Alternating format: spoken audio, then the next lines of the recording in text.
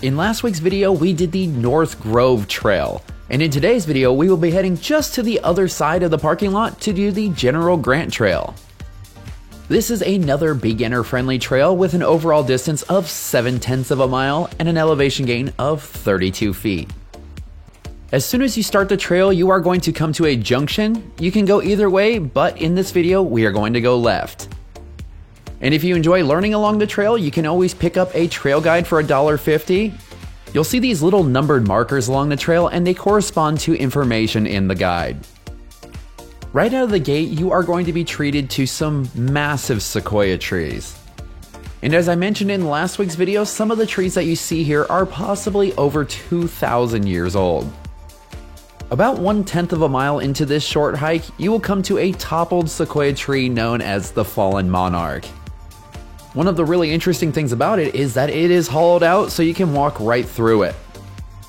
Going through this tunnel will connect you over to the other side of the trail that you would have been coming up if you would have turned right at that first fork. However, we wanted to go back on the trail that we first started, so we just ended up going right back through it.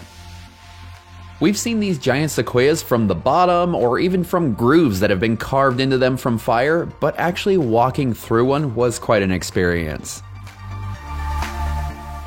The next stop along the trail is the Centennial Stump. Unfortunately, people didn't value the sequoias back in 1875 like they do today. But they do like to brag about it. They cut this huge sequoia tree down and sent a 16-foot long section to the Philadelphia Centennial Exhibition. The only problem is they couldn't ship it in one piece, and the people that received the pieces in Philadelphia didn't believe it came from one tree and called it the California Hoax. After leaving the Gamlin Cabin, you will come to another fork. Going left will connect you to much longer trails, and going right will take you to General Grant. Shortly after that, you'll have another decision to make. Going right will take you to the main trail, and going left will take you to the General Grant Fire Scar. We recommend going left because there are other cool features to see over here, and you will see them in just a second.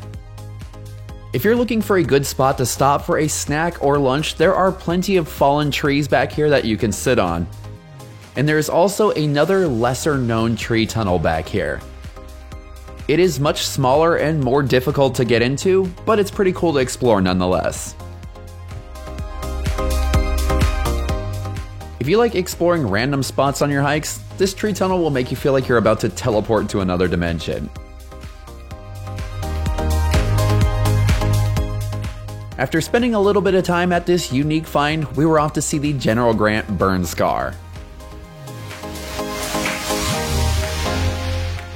Just in case you've never heard of the General Grant tree, here's a fun fact. This is the second largest sequoia tree by volume in the entire world. The largest sequoia tree in the world is General Sherman, which is located not too far away in Sequoia National Park. Here we are at the front of General Grant, aka the nation's Christmas tree.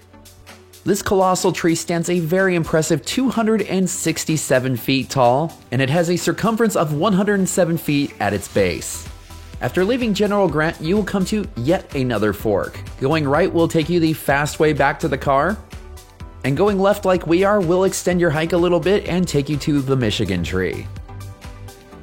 This tree has a little bit of a sad story to it, because it had a spring that ran underneath it. While the spring did provide plenty of water for the tree to drink, it also eroded its base. So much so that unfortunately in 1931, the tree just toppled over. Nowadays, the tree just lays on its side while the spring triumphantly trickles on. From the Michigan tree, you will be continuing on along the trail and a couple of boardwalks. I'm not exactly sure why, but there was a lot of maintenance going on along the trail. There was a lot of red ribbons. Obviously not enough for them to actually close the trail, but they are definitely doing something. Eventually you will start to see some cars, and this is the end of your hike. Overall, this is a really fun trail when you consider the effort needed to do it. If you enjoyed this video, please be sure to like, comment, and subscribe because it really helps out the channel. Let us know if you have ideas for future videos, and for all the information about the General Grant Trail as well as other adventures, head on over to livethatadventure.com.